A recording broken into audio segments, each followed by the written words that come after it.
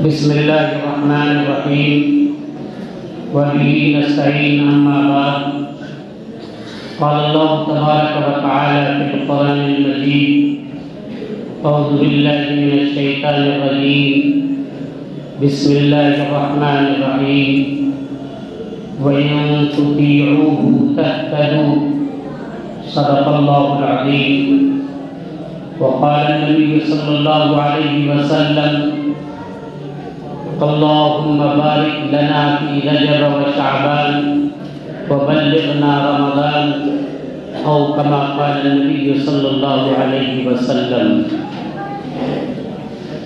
محترم سامعین، برادران اسلام، اللہ کا فضل اور کرم ہے کہ اللہ تبارک و تعالی نے ہمیں ایمان کی دولت سے نوازا ہے. دعا فرمائیے اللہ تعالی ہمیں مرتے دم تک ایمان پر قائم اور دائم رکھے، آمین. ہم اور آپ ایمان والے ہیں. ہمارا ہر کام، ہمارا ہر عمل دین اسلام کے مطابق ہو، یہی ایمان کا تقاضا ہے. دین نام ہے ماننے کا، دین نام ہے سرکار عالم صلی اللہ علیہ وسلم کے فرمودات قرآنی ہدایات پر عمل کرنے کا. دین نام اپنا شوق پورا کرنے کا نہیں، دین نام اپنے من کے مطابق چلنے کا نہیں ہے. مثال لیجئے، خانہ کعبہ کے لیے لوگ حج کے موقع پہ جاتے ہیں. وہاں مسجد حرام میں ایک نماز کا ثواب 1,00,000 نماز کے برابر ملا کرتا ہے. لیکن حاجیوں کو حکم ہوتا ہے کہ 8ویں تاریخ کو مینا کے دن تم خانہ کعبہ میں مسجد حرام میں نماز نہیں پڑھو گے، اسے چھوڑ کر مینا میں جانا ہے اور مینا میں ٹھہر کر 5 وقت کی نماز وہی پڑھنی ہے. جبکہ خانہ کعبہ میں نماز کا ثواب 1,00,000 کے برابر تھا، لیکن حکم ہوا نہیں اب تم یہاں نماز نہیں پڑھ سکتے ہو، تو اب اسے چھوڑنا ہوگا اور جانا ہے مینا کی وادی میں. وہ وادی جہاں نہ کوئی مسجد ہے نہ کوئی گھر ہے، بلکہ یوں کہیے کہ جنگل و بیابان کا علاقہ ہے. وہاں جا کر رہنا ہے، وہی نماز ادا کرنی ہے. اللہ کا حکم ہوا کہ 1,00,000 نماز کا ثواب جس جگہ ملے گا اس جگہ کو چھوڑ دو. 1,00,000 نماز کے ثواب کو چھوڑ دو تو اسے چھوڑنے میں ثواب ہے اور اسے چھوڑ کر وہاں چلا جانا. نماز پڑھنا عبادت کا کام ہے، نماز پڑھنا بڑی عبادت ہے. لیکن اگر سورج طلوع ہو رہا ہو اس وقت میں کوئی انسان نماز پڑھے گا، اس کی نماز نہیں ہوگی، اسے گناہ ہوگا. سورج غروب ہو رہا ہو اس وقت میں اگر کوئی نماز پڑھتا ہے اس کی نماز نہیں ہوگی، اس وقت میں اگر نماز پڑھے گا تو اس کو گناہ ہوگا. آپ یاد رکھیے کہ نماز پڑھنا یہ اصل مقصود نہیں ہے. مقصد اللہ تبارک و تعالیٰ کا یہ ہے کہ جو اللہ کہہ رہا ہے اسے سنو، جو اللہ کہہ رہا ہے اسے مانو، اس پر چلو. اسی کا نام دین ہے.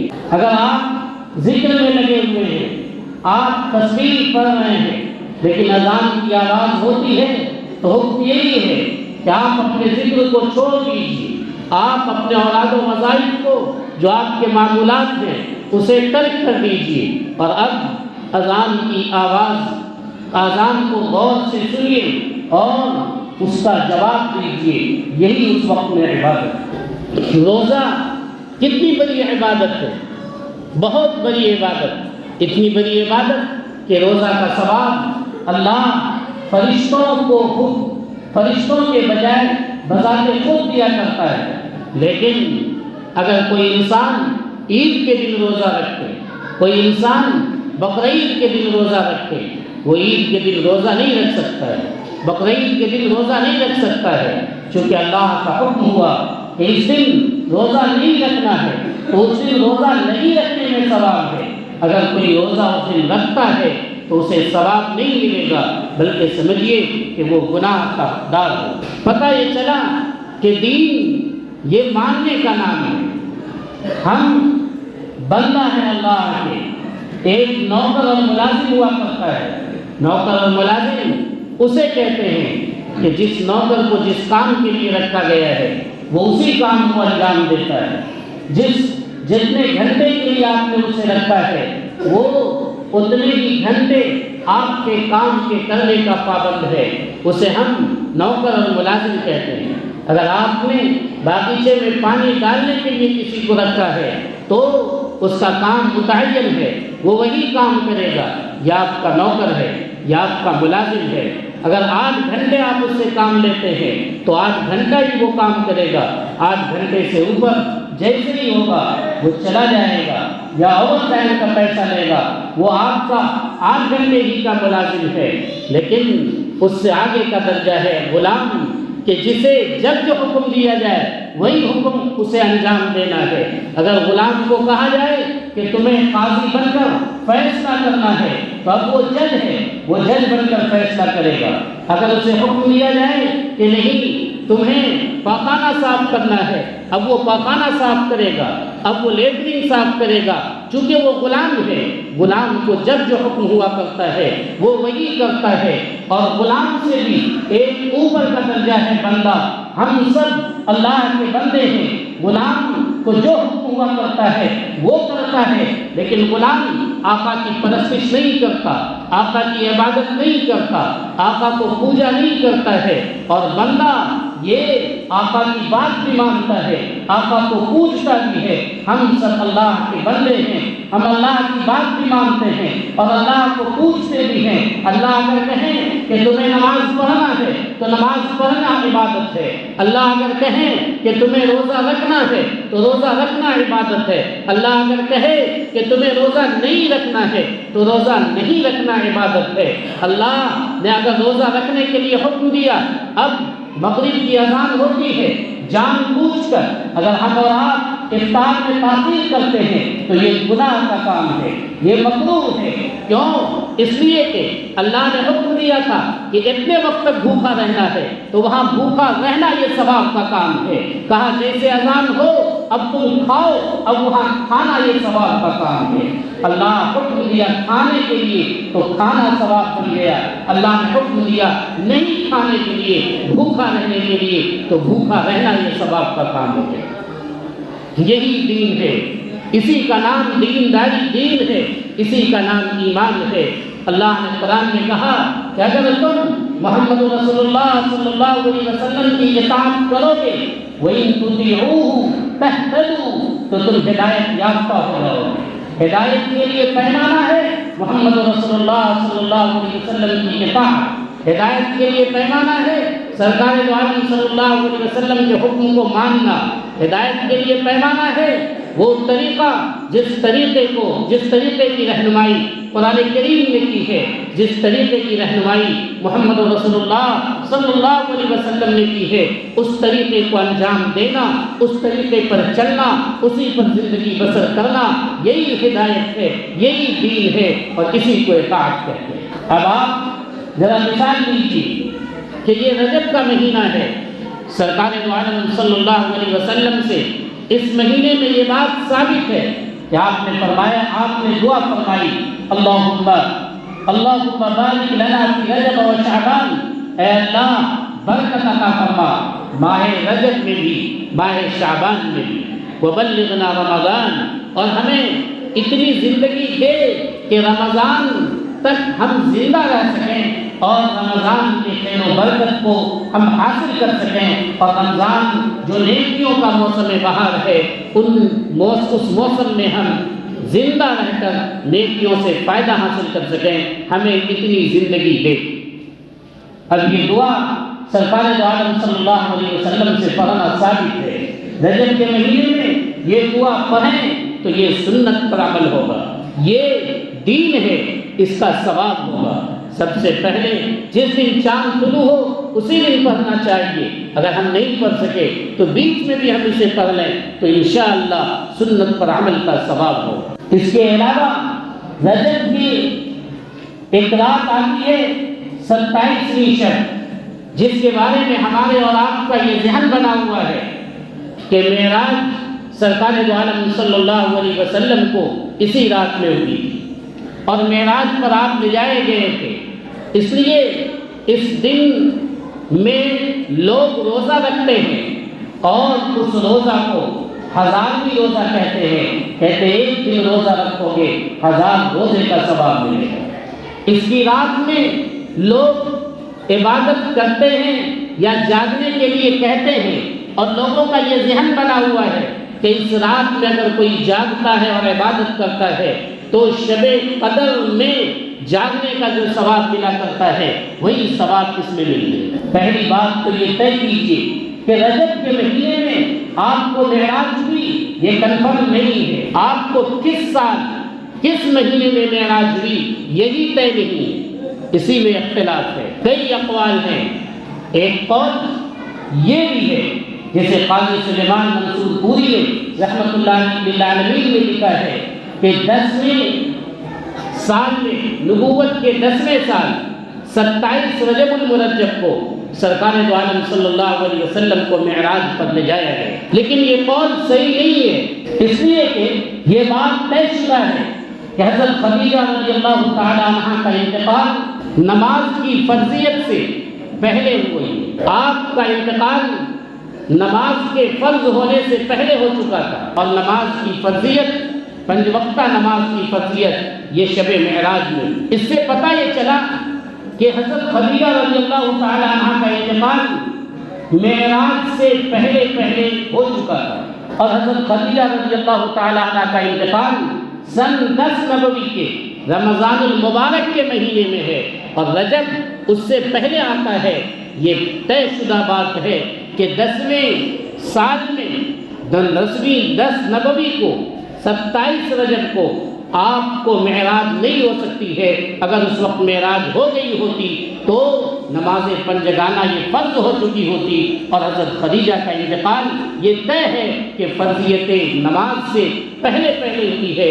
اس لیے یہ بات ماننی ہوگی کہ یہ قول غلط ہے. سیاق و سباق سے یہ بات معلوم ہوتی ہے کہ آپ کو سن 13 نبوی میں یا سن 12 نبوی میں بہرحال ہجرت سے 1 سال پہلے آپ کو معراج سرکار دو عالم صلی اللہ علیہ وسلم کو اسی جسم خاکی کے ساتھ حضرت جبریل علیہ السلام مکہ مکرمہ سے ملک شام بیت المقدس لے کر گئے، اور پھر بیت المقدس سے براق پر سوار ہو کر آپ کو آگے کا سیر کرایا گیا. وہاں ایک زینہ بھی آیا اور پھر اس سے آپ اوپر گئے.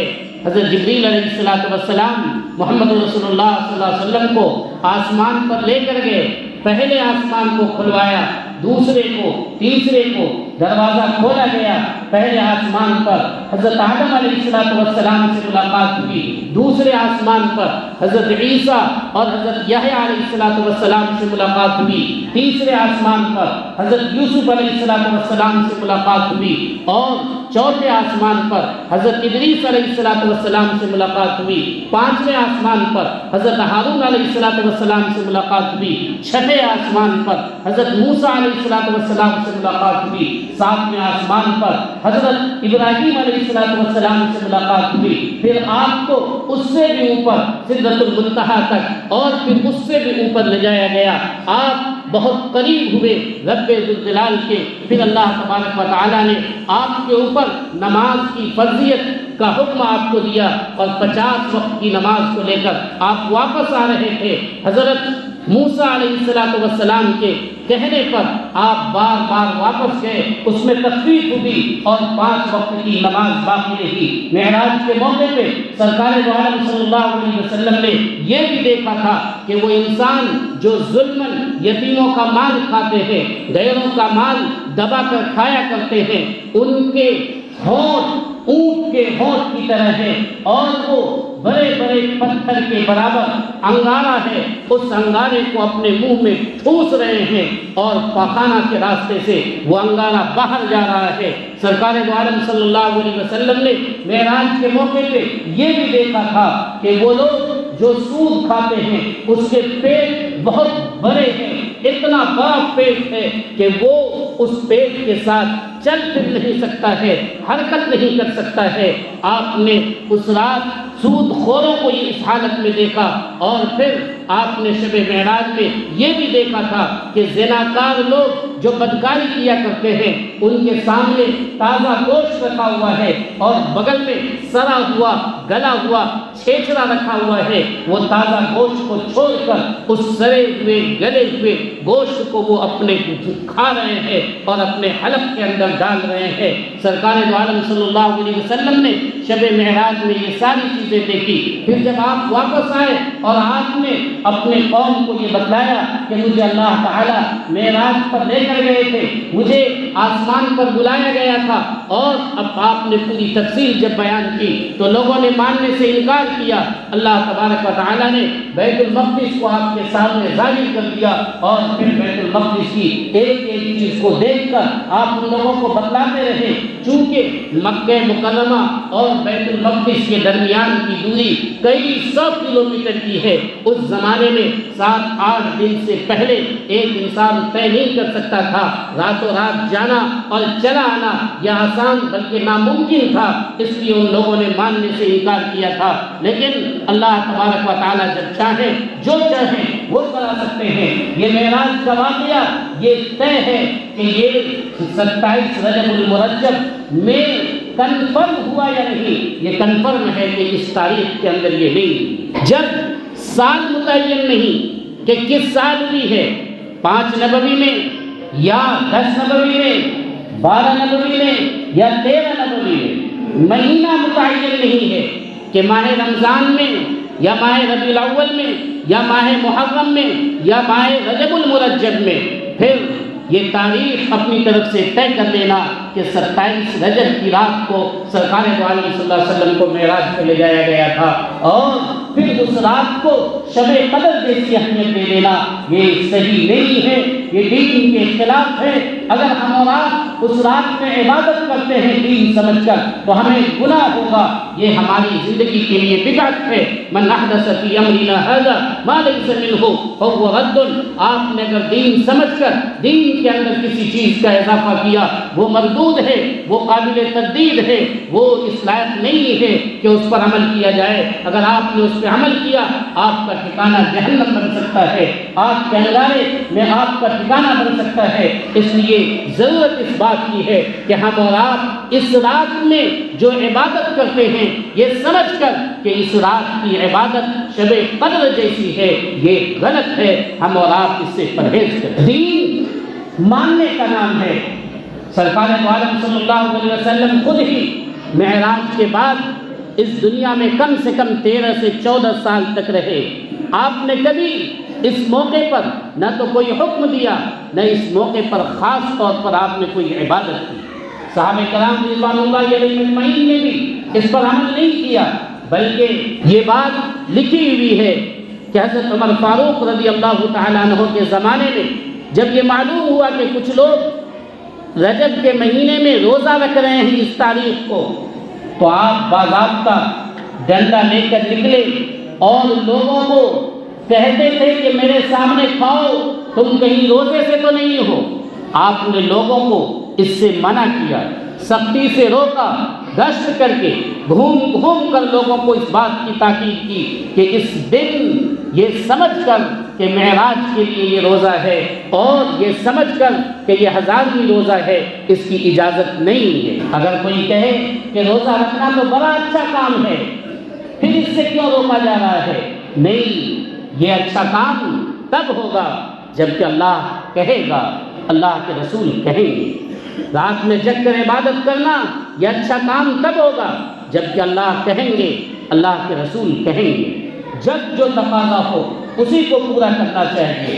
اب اگر آپ کی والدہ بیمار پڑی ہوئی ہے، تڑپ رہی ہے، اور آپ کو یہ لگ رہا ہے کہ اگر ہم نماز پڑھنے جائیں گے تو اس بیچ میں اس کی حالت ابتر سے ابتر ہو جائے گی، اس وقت میں تقاضا یہ ہے کہ آپ اپنی والدہ کی عیادت کیجیے، آپ اپنی والدہ کی تیمارداری کیجیے، اسے لے جانا ہے اگر ڈاکٹر کے ہاں، اسے ڈاکٹر کے ہاں لے کر جائیے۔ اس وقت میں جماعت کو چھوڑ دینا یہ آپ کے لیے بہتر ہے، اس وقت میں اپنی والدہ کو دیکھنا اور والدہ کی عیادت کرنا یہی آپ کے لیے بہتر ہے، اور اللہ نے چاہا تو آپ کو وہ ثواب اسی جگہ مل جائے گا۔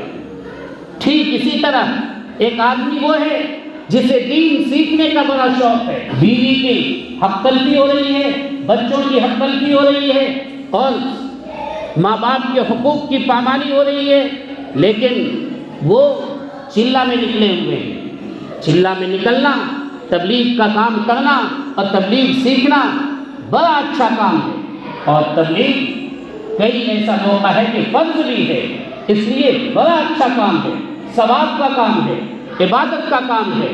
لیکن اگر ضرورت بیوی کو دیکھنے کی ہے، اگر ضرورت گھر میں ایسی ہے کہ فقر و فاقہ ہے، کھانے کو محتاج ہیں ہمارے بال بچے، ایسے وقت میں تقاضا یہ ہے کہ آپ جا کر کمائیے اور بچوں کو دیجیے، لیکن دین پر عمل بھی کیجیے۔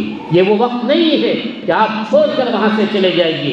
دین اس کا نام نہیں کہ آپ اپنے شوق کو پورا کیجیے، آپ کے دماغ میں آ گیا کہ ہمیں یہ کرنا ہے، آپ وہ کام کر رہے ہیں، تو اس کا نام دین نہیں ہے۔ اگر دین نام ہے محمد رسول اللہ صلی اللہ علیہ وسلم کے بتائے ہوئے طریقے پر چلنے کا، دین نام ہے اللہ کے رسول کی اطاعت کا، کسی کو دین کہتے ہیں۔ ضرورت اس بات کی ہے کہ ہم اور آپ دین کو سمجھیں، دین کے تقاضے کو سمجھیں اور اس پر عمل کریں، اور دنیا میں بندہ بن کر رہیں۔ اللہ تعالیٰ نے قرآن کریم میں جہاں واقعہ معراج کو بیان کیا وہاں یہی کہا، سبحان الذی اسریٰ بعبدہ لیلا من المسجد الحرام، جبکہ محمد رسول اللہ صلی اللہ علیہ وسلم کے اوصاف کو دوسری جگہ کہیں شاہد، کہیں نذیر، کہیں بشیر، کہیں سراج المنیرہ سب کہہ کر پکارا گیا، لیکن جب معراج کا موقع آیا اس وقت میں اللہ نے کیا بیان کیا؟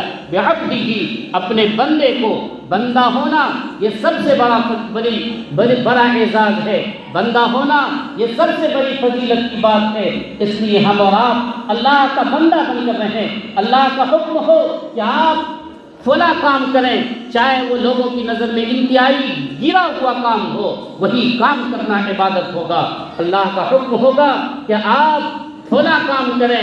میں نے مثال دیا کہ اگر آقا کہے کہ جج بن جاؤ اور فیصلہ کرو تو جج بن کر فیصلہ کرنا یہی آقا کی فرما برداری ہوگی۔ آقا کہے نہیں تم جا کر لیٹرین صاف کرو، پاخانہ صاف کرو، پاخانہ صاف کرنا یہی آقا کی فرما برداری ہوگی۔ دونوں میں ثواب ملے گا، چاہے آپ جج بن کر فیصلہ کریں وہاں بھی ثواب کا کام ہے، اور اگر گندگی صاف کر رہے ہیں وہ بھی ثواب کا کام ہے۔ کیوں؟